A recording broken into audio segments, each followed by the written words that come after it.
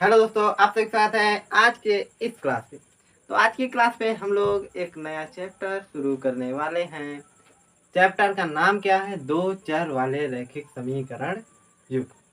जो कि अगर हम बात करें तो ये कौन सा चैप्टर है? यानी चैप्टर है एनसीईआरटी के अकॉर्डिंग 3। ठीक है, चैप्टर का नाम क्या है? दो चर वाले रैखिक समीकरण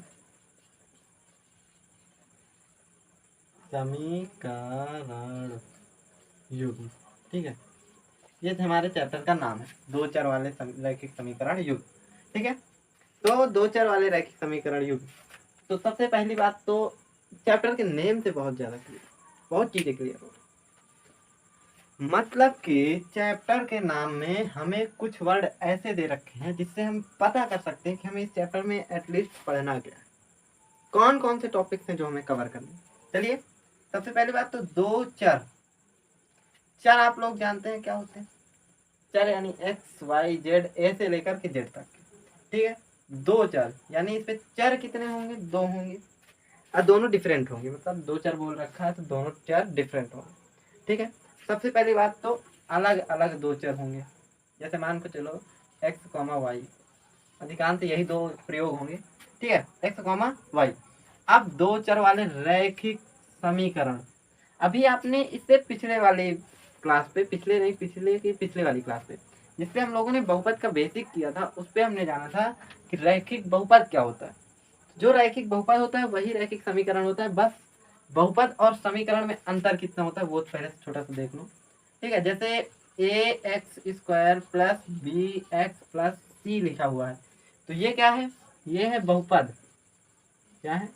ये है बहुपद। अगर इसी को मैं लिख दूं a x square plus b x plus c equal 0, तो ये क्या है? ये है समीकरण। ठीक है, समीकरण में इक्वल 0 होता है, बट बहुपद में इक्वल 0 नहीं। ठीक है, इतनी बात क्या क्लियर हुई? अगर क्लियर हुई चलो आगे बढ़ते हैं। ठीक है, इतनी बात क्लियर हो गई। चलो, तो बहुपद और समीकरण में अंतर आपको पता हो गया हो। बस कुछ होता नहीं है, और जो बहुपद होता है वही समीकरण होता है, बस इक्वल का डिफरेंट होता है।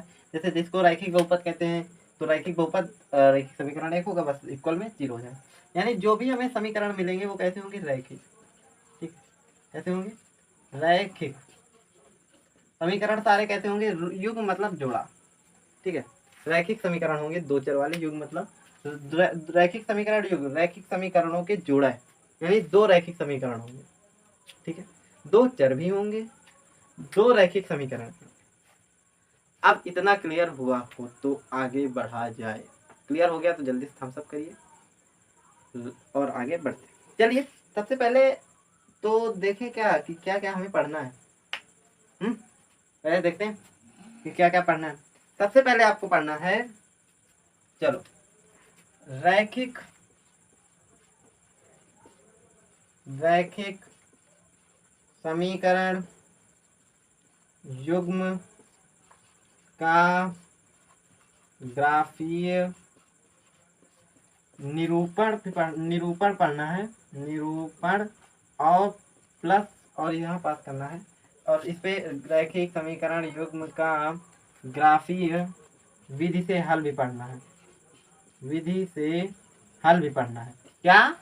रैखिक समीकरण युग्म का ग्राफीय निरूपण पढ़ना है, उसका ग्राफीय विधि से हल भी पढ़ना है।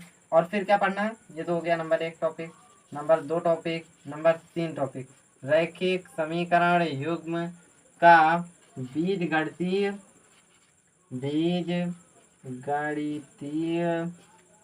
निरूपण और क्या पढ़ना है?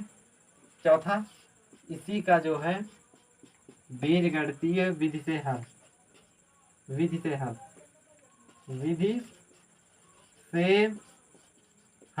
ठीक है, अब बीजगणितीय विधि से हल करने की 3 विधियां हैं।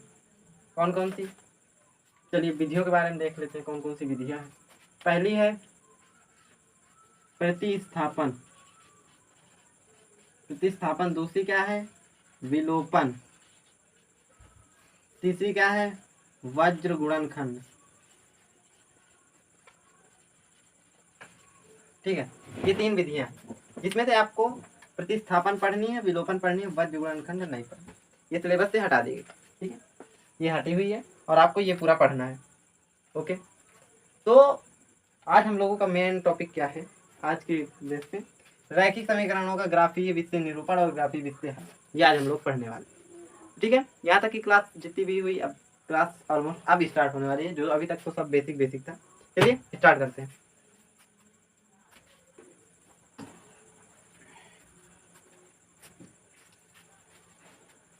चलिए अब बात करते हैं आगे। तो आगे हम लोग डायरेक्ट कुछ नहीं करना है, इस पे कुछ बेसिक बेसिक ज़्यादा जानने की जरूरत नहीं है। इस चैप्टर पे बेसिक कुछ नहीं, क्वेश्चन ही सब कुछ। तो क्वेश्चन करते हैं और आगे बढ़ते हैं। तो क्वेश्चन की अगर हम बात करें तो पहला क्वेश्चन जो है एक्सरसाइज 3.1 का जो पहला क्वेश्चन था, वो क्वेश्चन क्या कह रहा है? क्वेश्चन कह रहा है कि क्वेश्चन जो कुछ गतिविधियां दे रखी हैं उनको ग्राफीय विधि से हल करना है।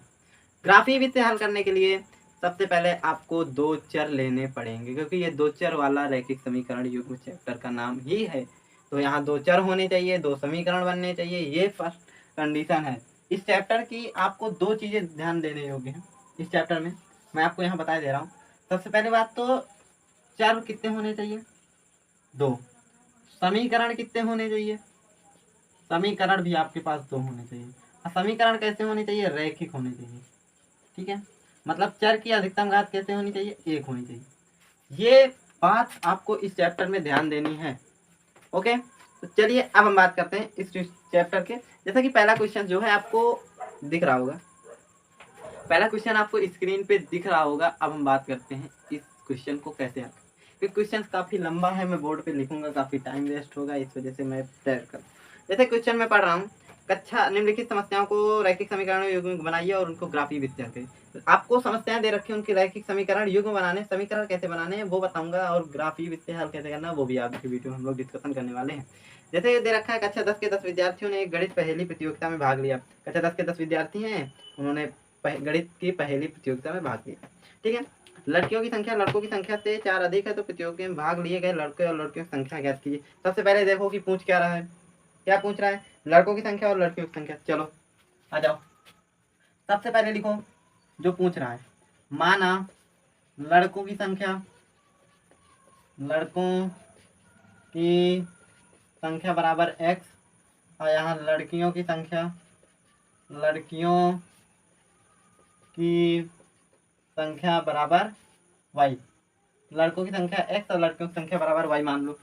अब क्वेश्चन को फिर से पढ़ो, क्या कह रहा है? कह रहा है कक्षा 10 के 10 विद्यार्थी, यानी कक्षा 10 में लड़के भी होंगे लड़कियां भी होंगी। तो डालो प्रश्नानुसार, प्रश्नानुसार, प्रश्नानुसार डालोगे तो समीकरण आपका क्या बनेगा? यानी कक्षा 10 के 10 विद्यार्थी हैं, यानी x प्लस वाई बराबर 10। x लड़कों की संख्या है, y लड़कियों की संख्या है, तो बराबर 10। अब दूसरी कंडीशन क्या कह रहा है? क्वेश्चन को पढ़ के ही आप इक्वेशन बना सकते हो, बहुत ही आसान तरीके। अब दूसरा कंडीशन क्या कह रहा है? जो है लड़कियों की संख्या लड़कों की संख्या से 4 अधिक है। जो लड़कियों की संख्या है वो लड़कों की संख्या से कितनी है? 4 अधिक है, यानी x plus 4 is equal Y. इतनी बात समझ में आई? x plus 4 is equal Y, यानी ये हमारा क्या हो जाएगा? समीकरण 1, ये क्या हो जाएगा? समीकरण 2। ओके, अब देखो इनको हमें क्या करना है कि ग्राफीय विधि से हल करना है। अब सुनो, इसमें सबसे बढ़िया चीज मैं आपको बताऊं, एक सबसे पहले बनाओ क्या, ऐसे बॉक्स बनाओ, ऐसे करो, ऐसे 1 2 3 4, 1 2 3 4 5, यहाँ लिखो x, यहाँ लिखो y, ठीक है। आप एक बनाओ या ऐसे ऐसे करके 2 बना लो, मतलब क्या कहते हैं 2 बना लो। चलो 2 ही बना लेते हैं, ठीक है, 2 ही ले लेते हैं, एक नहीं लेकर के 2 ही बना लेते हैं हम लोग, ठीक है। 2 बनाते हैं हम लोग, इसको एक करके हटाओ, तुम्हें भी समझ में आए। 2 बनाते हैं जल्दी से। चलो अब देखो, एक बार इस पे x का मान 0 रखो, x का मान 0 रखोगे समीकरण 1 पे, ये समीकरण 1 से होगा, ठीक है। इस पे जितने भी समीकरण 1 में मान प्राप्त होंगे, एक्स का मान 0 रखो, 0 ना रखो, तुम रखो एक्स का मान 5, 5 रखोगे, ठीक है। यहाँ रखा 5 प्लस वाई बराबर 10, यानी वाई बराबर 10 माइनस 5, यानी वाई बराबर 5, यानी वाई का मान 5 हुआ। तो यहाँ एक्स बराबर कितना रखा, 5 रखा, तो वाई का मान कितना प्राप्त हुआ, 5। अब यहाँ पास क्या कहते हैं, एक बार वाई का मान रख लिया। अब एक बार एक काम करो, अब एक काम करो तुम यहाँ पास अब कुछ और रख लो, जैसे वाई एक्स बराबर 6 रख लो, यहाँ क्या हो जाएगा, वाई बराबर 10 माइनस 6, तो वाई बराबर 4 आ जाएगा। तो एक्स का मान 6 रखा, तो इसका मान कितना आया, 4 आया, ठीक है। चलो अब दूसरे समीकरण पे आ जाओ, एक्स का मान यहाँ एक्स लिख लो, यहाँ वाई लिख लो, एक्स का मान कितना रखो, एक्स का मान 0 रख लो, वाई का मान क्या प्राप्त होगा, 4 आ जाएगा। अब एक बार एक काम करो, 4 आ जाएगा। अब एक्स का मान 1 रख लो, 1 रख लो, ठीक है। तो एक्स का मान 1 रखोगे तो इसका मान कितना आ जाएगा, वाई का मान 5 आ जाएगा, ठीक है। हाँ, तो ये हमें पास इतना हमारा हो गया। अब कुछ नहीं करना, मेन 3 तांबड़ा तो यहीं तक था। अब इसके बाद ध्यान से देखना, ग्राफ पे कैसे दर्शाते हैं इसको, इसी चीज़ को ग्राफ पे कैसे लिखेंगे, ठीक है। मैं एक काम कर रहा हूँ, ये साड़ी इधर बना रहा हूँ, जिससे कि अपने को आसानी होगी आगे, ठीक है। एक्स ये हो गया वाई, एक्स का मान रखा 0 तो 4 आया, एक्स का मान 1 रखा तो 5 आया। अब इधर हम अपन लोग बनाएंगे क्या, ग्राफ, ठीक है। इधर अपन लोग बनाएंगे ग्राफ, जिससे कि अपने को होगी आसानी क्वेश्चन ग्राफ को समझने पे। ग्राफ ये रहा एक्स, ये एक्स यहाँ नहीं, ये रही अपनी वाई एक्सिस, ये रही अपनी एक्स एक्सिस, क्योंकि सब पॉजिटिव पॉजिटिव है। तो 1 2 3 4 5, 1 2 3 4 5 6 7 10, 6 7। चलो देखो, अब अपना सारा चीज़ पॉजिटिव पॉजिटिव है, तो अपने को निगेटिव वाले से कोई मतलब नहीं है इधर उधर से, ठीक है। तो चलिए पहला अपना बिंदु कहाँ मिलेगा, 5,5, इधर से 5, चलो 1 2 3 4 5, ये ऐसे ऐसे ऐसे ऐसे ऐसे चलते चलो, चलो चले गए। अब इधर से भी 5 गिनो, 1 2 3 4 5। अरे यार, इधर से भी चलो ऊपर, यानी अपना एक बिंदु ये मिला, ठीक है, एक पॉइंट ये मिल गया। दूसरा क्या है, 6,4, 6 देखो एक्स पे, 6 देखो एक्स पे, और 4 देखो वाई पे, तो वाई पे 4 और 6 पे एक्स कहाँ मिलेगा, यहाँ पास मिलेगा, ओके। अब देखो दूसरा, अब इस पे आ जाओ, 0,4 एक्स पे 0 वाई पे 4, यानी यहाँ पास आएगा, ठीक है। एक्स पे 1 वाई पे 5, एक्स पे 1 वाई पे 5, ये यहाँ आएगा, मतलब यहाँ क्या, ये ऐसे जाएगा और ये यहाँ पास आगे मिलेगा, ठीक है। तो एक हमारी रेखा ऐसे करके इन दोनों बिंदु से जाएगी, और एक हमारी रेखा ऐसे करके इन दोनों बिंदुओं से जाएगी।